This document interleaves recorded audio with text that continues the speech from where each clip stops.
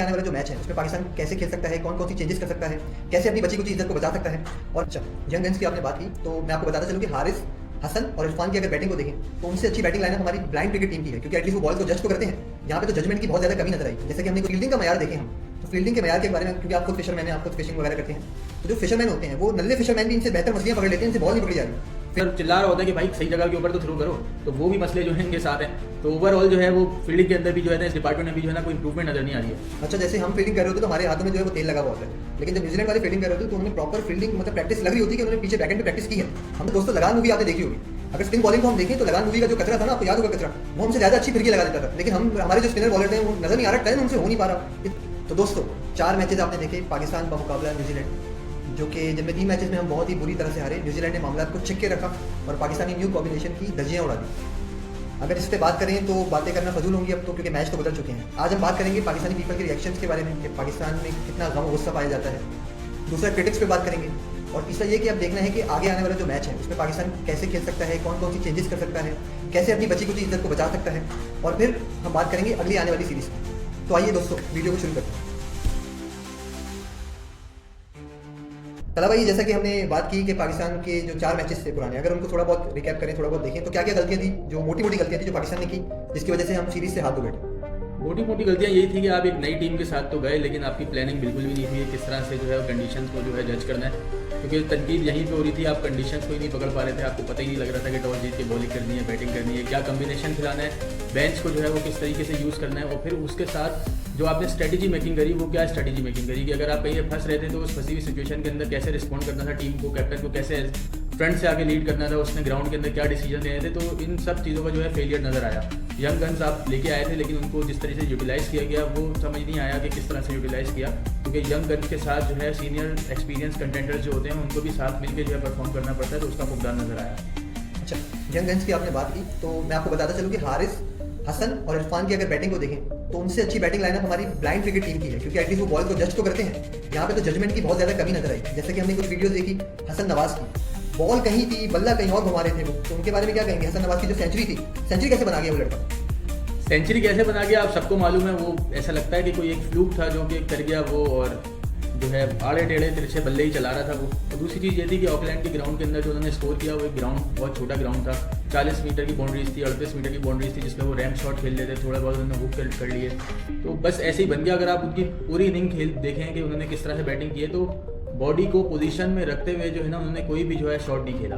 वो बस बैट पे लग रही थी और बॉल बाहर जा रही थी। एक वजह तो ये थी कि ग्राउंड छोटा था, बाकी जो है जब बॉल स्विंग होने लगा, बॉल मूव कर रहा था, तो उस वक्त वो बिल्कुल एक्सपोज हो गए थे। तो हसन नवाज के साथ ये मसला है।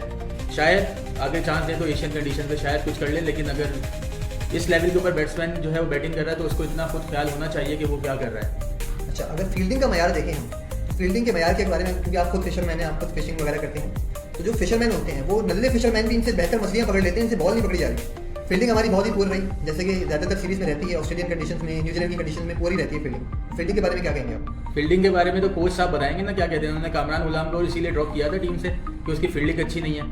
तो ये फील्डर्स कौन से अच्छे हैं। खुशदिल शाह को आप गन फील्डर कंसीडर करते हैं, लेकिन खुशदिल शाह क्या फील्डिंग कर रहा है, फंबल ही फंबल। आपका बेस्ट फील्डर शादाब जो है वो क्या फील्डिंग कर रहा है, कुछ भी फील्डिंग नहीं कर रहा। इतने रन लीक कर रहे हैं, इतने रन लीक कर रहे हैं। T20 क्रिकेट के अंदर रन लीक नहीं किए जाने चाहिए, ये तो वैसे ही शॉर्टर फॉर्मेट होता है, इसमें तो गन फील्डर्स होते हैं। हमारे गन फील्डर्स क्या हैं वो आपके सामने। ऐसा लगता है कि इनको बॉल दिखती नहीं है, इनके रिफ्लेक्सेस ठीक नहीं है, कैच ड्रॉप करते हैं, थ्रो ऑनलाइन थ्रोज नहीं कर पाते। इवन के मैं देख रहा था कि बाउंड्री से भी अब थ्रो कर रहे होते, विकेट कीपर चिल्ला रहा होता है कि भाई सही जगह के ऊपर तो थ्रो करो।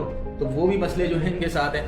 तो ओवरऑल जो है वो फील्डिंग के अंदर भी जो है ना, इस डिपार्टमेंट में भी जो है ना कोई इंप्रूवमेंट नजर नहीं आ रही है। अच्छा, जैसे हम फील्डिंग कर रहे होते तो हमारे हाथों में जो है वो तेल लगा हुआ होता है, लेकिन जब न्यूजीलैंड वाले फील्डिंग कर रहे होते तो उन्होंने प्रॉपर फील्डिंग मतलब प्रैक्टिस लग रही होती है कि उन्होंने पीछे बैकएंड पे प्रैक्टिस की है। हम तो शायद लगता है कि हमारी जो प्रैक्टिस सेशन होते हैं उसमें फील्डिंग को हम नजरअंदाज कर देते हैं, थ्रो वगैरह जो विकेट पे हमने थ्रो करनी होती है उसको नजरअंदाज कर देते हैं, क्योंकि मैच में नजर नहीं आ रहा है। देखिए रोल मॉडल्स होते हैं ना, फील्डिंग के भी रोल मॉडल्स हैं। हमारे पास तो फील्डिंग के रोल मॉडल्स भी नहीं है। अब माजी के अंदर आप जिक्र करते थे इमरान नज़ीर का, शाहिद आफरीदी का, गिनती के आपके पास कुछ फील्डर्स होते थे जो इस तरह के फील्डर्स थे। लेकिन थ्रू आउट द टाइम अगर आप देखे जाएं तो पिछले 10 सालों के अंदर पाकिस्तान ने जो है वो फील्डिंग के अंदर भी कोई खातिर का परफॉर्मेंसेस नहीं थी।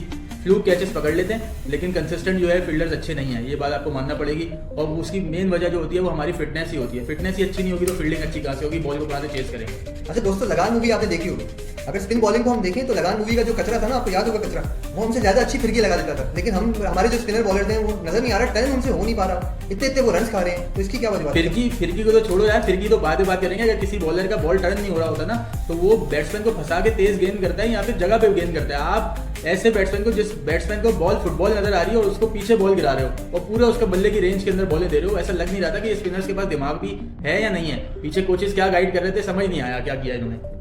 अच्छा, लबोलुबाब ये है कि जब हम बैटिंग कर रहे होते हैं तो पिच हमें बॉलिंग पिच नजर आता है, इतना इतना टर्न हो रहा होता है, इतना इतना स्विंग हो रहा होता है, लेकिन जब हम बॉलिंग कर रहे होते हैं तो वो एकदम से बैटिंग पिच बन जाता है। इसकी क्या वजह है? जिसकी वजह जो है वो आकिब भाई से पूछे, क्योंकि उन्होंने टीम के साथ जो है 3 बॉलिंग कोच रखे हुए। एक जो है आपके अब्दुल रहमान साहब है जो स्पिन बॉलिंग कोच है, एक जो है अजहर महमूद साहब टीम के साथ चिपके हुए काफ़ी टाइम से, और जो हमारे हेड कोच है अबूरी, वो खुद एक बॉलिंग कोच है। मुझे नहीं पता वो किस चीज़ की इंप्रूवमेंट करवा रहे हैं, किस तरह की इंप्रूवमेंट करवा रहे हैं कि हमारे बॉलिंग के अंदर जो है कुछ भी जो है नज़र नहीं आ रहा। फास्ट बॉलर ऐसा लगता ही नहीं है कि नई गेंद बॉल करना जानते हैं। नई गेंद को जो है ना ये स्विंग करते हैं ना सीम करते हैं, बस आते हैं और पावर प्ले के अंदर जो है सामने वाली टीम को जितवाकर सामने वाली टीम का फैसला कर देते हैं कि यार ये पावर प्ले के अंदर सामने वाली टीम जीत चुकी है। तो यही हमारा हाल है। अब इसके अगेंस्ट अगर न्यूजीलैंड की साइड को देखें, माना कि उनको जो है होम कंडीशंस का एडवांटेज है, लेकिन उनका एक्सपीरियंस कुछ भी नहीं है। जो हमारे जो बॉलर्स हैं उनके आगे हमारे बॉलर्स जो है इंटरनेशनल लेवल बहुत लंबे अरसे से खेल रहे हैं, और वो अभी बिल्कुल नए डेब्यूटेंट्स हैं जो कि खेल रहे हैं। और बॉलिंग का म्यार देखें कि उनका म्यार हमसे कितना ऊंचा है। अब बतौर एक्सपीरियंस बॉलर के आपको इतना तो ख्याल होना चाहिए कि अपने एक्सपीरियंस को यूज़ करें। अगर आपका बॉल नहीं हिल रहा, आपका बॉल में स्विंग नहीं आ रही, आपके पास पेस नहीं आ रहा, तो एटलीस्ट सही जगह पे बॉल गिराएं, बैट्समैन को फंसाएं। तो लेकिन आपका वही हाल है कि बस फेंके जा रहे हैं और मार खाए जा रहे हैं। अकल तो है नहीं आपके पास, वैसे भी जो पीछे बैठे हुए गाइड करने वाले हैं अकल उनके पास भी नहीं है। अच्छा, अभी आखिरी T20 हमारा बचा हुआ है, 4 T20 हो चुके हैं, जिसमें से 3 हम बहुत ही शर्मनाक हार के साथ मैचेस खत्म हुए। एक मैच हम जीत गए थे, उसको लोग बोले थे कि टुल्ला टुल्ला टुल्ला, मे भी हो सकता है टुल्ला ही हो, क्योंकि लग तो ऐसे ही रहा है कि 3 मैच हम बहुत बुरे हारे हैं। होता है ना, फाइटिंग स्पिरिट नजर आती है, फाइट होती है मैच में, वो हुई नहीं।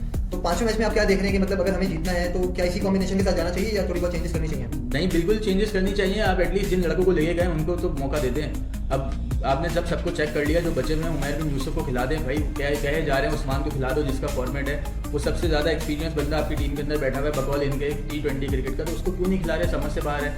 उमैर बिन यूसुफ की इतनी हाइप क्रिएट की गई थी, उमैर बिन यूसुफ को एक मौका तो दें। और बाकी जो है वो सुफियान मुकीम जो बैठा हुआ है उसको खिलाना चाहिए। अब शादाब को और कितना लेके जो है आप कैरी करेंगे? अच्छा, फ्यूचर क्या देख रहे हैं आगे? बाबर आजम और रिजवान को दोबारा सेम देख रहे हैं T20 टीम में? मेरे कहने ना कहने से तो कुछ नहीं होता। ये जिन लोगों ने शोर मचाया था उनको बाहर रखने का वही ज़्यादा बेहतर जानते होंगे। मेजॉरिटी उन्हीं में से लोग अब बातें करना शुरू हो गए हैं कि किसी एक को जो है वो टीम में लाजमी होना चाहिए। लेकिन टीमें ऐसे ही बनती हैं। आप किसी भी टीम के अंदर उठाएं तो एक एंकर प्लेयर जो है वो ज़रूरी लाजमी तौर के ऊपर उस टीम के अंदर होता है, जो कि सामने खेलने वाले को गाइड कर रहा होता है। उसकी प्रेजेंस जो है वो बहुत इंपॉर्टेंट होती है उस पर्टिकुलर टाइम पीरियड के अंदर। केन विलियमसन को उन्होंने T20 में इतने अरसे तक कैरी किया, उसके बाद फिर चेंजेस करते हैं। इसी तरह इंडिया की टीम के अंदर भी कोई ना कोई सीनियर प्लेयर जो होता है, ऑस्ट्रेलिया की टीम के अंदर स्टीव स्मिथ को इतना अरसा कैरी किया, तो उससे बहुत बड़ा जो है इम्पैक्ट पड़ता है कि सीनियर प्लेयर जब ऑन द फील्ड होता है, वो एक एंड के ऊपर खड़ा होता है, तो बैट्समैन जो दूसरा खेल रहा होता है, जो चार्ज भी कर रहा होता है, उसको भी एक कॉन्फिडेंस होता है कि मेरे साथ एक बैट्समैन जो है वो खड़ा हुआ है। बाबर आजम को इसलिए भी इंक्लूड करना ज़रूरी होता है कि बाबर आजम जो है रोल मॉडल हैं इन यंगस्टर्स के जो आ रहे हैं, तो जब वो अपने रोल मॉडल के साथ खेलेंगे तो उनका एक कॉन्फिडेंस लेवल बिल्कुल ही अलग होगा। वो उसको गाइड करेगा, सिखाएगा। तो ये वाली चीज़ है। प्रॉब्लम यहाँ पे हो गया हमारे साथ कि माजी के अंदर मोहम्मद रिजवान और बाबर आजम दोनों एक साथ खेलने लगे। जब वो दोनों एक साथ खेलने लगे ना, तो वहाँ पे हमारे साथ मसले मसाइल क्रिएट हो गए। आप देख लें, पेशावर ज़ल्मी और मुल्तान की टीम में जब खेलते हैं, दोनों अलग टीमों से खेलते हैं, तो अलग टीमों से जब खेल रहे होते हैं उनकी इंडिविजुअल परफॉर्मेंस भी बेहतर होती है और उनके साथ जो खेल रहे होते हैं उनकी भी बेहतर होती है और अच्छा स्कोर लगा रही होती है टीम। तो बस प्रॉब्लम ये है कि उन दोनों टाइप के प्लेयर्स में से कोई एक प्लेयर टीम में लाजमी होना चाहिए। अच्छा सर, ये जो भी 5वां T20 हम खेलने जा रहे हैं, आपको क्या लगता है कि मतलब पाकिस्तानी टीम बेहतर कर पाएगी कुछ 5वें T20 में? यार देखें, हम बीइंग पाकिस्तानी तो यही उम्मीद करते हैं कि पाकिस्तानी टीम जो है वो मैच जीते, अपनी जो बची कुछ इज्जत है वो थोड़ा सा बचाए और फिर आने के बाद दोबारा रिवैम्प करे। On the ground on the field जो है बहुत प्रेशर होता है, तो यंगस्टर्स से भी प्रेशर होगा क्योंकि ऑलरेडी आप सीरीज़ हार चुके हैं। तो बहरहाल ये जो मैच होगा ये इज्जत बचाने वाला मैच होगा। अल्लाह करे पाकिस्तान इस मैच को जो है वो इख्तिताम करे जीत के साथ। इख्तिताम करते हैं इस मैसेज के साथ और इस रिक्वेस्ट के साथ पीसीबी से कि भाई जो बंदे आप टीम के साथ लेके घूम रहे हैं, काफ़ी टाइम से लेके घूम रहे हैं, जिनकी वजह से आपको बिल्कुल भी थोड़ी सी भी जो इंप्रूवमेंट होती है वो नज़र नहीं आ रही, उनमें थोड़ी सी भी जो जीत की लगन होती है वो नज़र नहीं आ रही। शाहीन की मैं बात कर रहा हूँ, यहाँ पे शादाब की भी मैं बात कर रहा हूँ। शादाब के बारे में मैंने पहले जिक्र किया था कि जिस तरह से वो टीम से बाहर गए उसी तरह से वापस आए। ना कोई इंप्रूवमेंट उनकी फर्स्ट क्लास क्रिकेट में थी, ना इंटरनेशनल क्रिकेट में उनकी तरफ से कोई इंप्रूवमेंट नजर आ रही है। तो उनको सबसे पहले उनको देखना चाहिए कि भाई इनको रिटेन करना है या नहीं करना। अगर करना है तो फिर जवाब होना चाहिए पास कि क्यों करना है इनको रिटेन। दूसरा, शाहीन शाह अफरीदी वो दमाद है, वो तो फेवरेटिज्म चल रहा है थोड़ा बहुत, उनको काफ़ी टाइम से सीरीज में खिलाए जा रहे हैं। उनकी तरफ से जो है उनको रेस्ट देना चाहिए। मैं नहीं कहता कि उनको टीम से मुकम्मल तौर पे आप बाहर कर दें, लेकिन उनको थोड़ा बहुत रेस्ट देना चाहिए ताकि उनको खुद भी इस चीज़ का एहसास हो कि फास्ट बॉलिंग जो हमारी लाइनअप है वो उन पर टिकी भी होती है और वो जाके इतने रन दे देते हैं और अर्ली ऑन जो है विकेट्स भी नहीं ले पाते हैं। तो इसकी वजह से काफ़ी ज़्यादा प्रेशर पाकिस्तान पे बिल्ड हो जाता है। जो दूसरे दामाद की भी बात कर लें, दूसरे दामाद को भी जो है अब बहुत मौके मिल चुके हैं। अब जो है खाली स्माइल देने से, हंसने से या टीम प्लेयर होने से काम नहीं चलेगा कि परफॉर्मेंस होती है जो टीम के अंदर जो है आपको आगे लेके चलती है, पाकिस्तान का मैच जितवाती है। तो जो दूसरे दामाद हैं उनकी भी कोई खातिर खा परफॉर्मेंसेज नहीं है, वो भी टीम के ऊपर बोझ बन चुके हैं और अब इसके ऊपर जो है वो कड़क फैसला करना पड़ेगा कि जो है दोनों दामादों से जो है वो अब किनारा कशी इख्तियार की जाए। ऊपर वाले डिपार्टमेंट में, बैटिंग डिपार्टमेंट में जैसे तब्दीलियाँ की हैं वैसे ही तब्दीलियाँ यहाँ पे भी रिक्वायर्ड हैं। डोमेस्टिक आपका T20 टूर्नामेंट हो रहा है, इसके अंदर आपके पास लड़के हैं, आप उनको मौका दें। अगर ऊपर मौका दें तो इनको ही मौका दें, वरना आपके साथ यही किस्मत के साथ चलता रहेगा और आप मैच हारते रहेंगे। वीडियो आपको पसंद आई है तो वीडियो को ज़्यादा से ज़्यादा लाइक कीजिएगा, हमारे चैनल को सब्सक्राइब करें। मिलते हैं इंशाल्लाह फिर नेक्स्ट वीडियो में, तब तक के लिए अल्लाह हाफ़िज़। अल्लाह हाफ़िज़।